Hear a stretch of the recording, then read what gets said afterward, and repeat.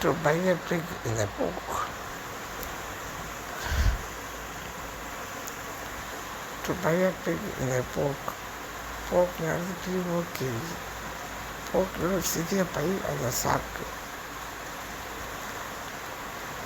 ஆரம்ப நாட்களில்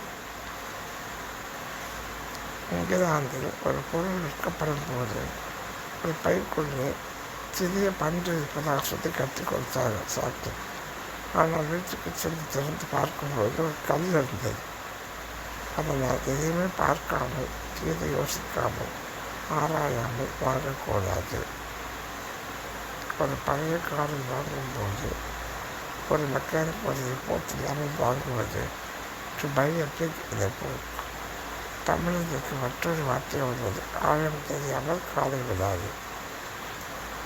அது எப்போதும் எச்சரிக்கையாக தெளிவாக தெரிந்தோ ஒரு பொருளை வாங்க வேண்டும்.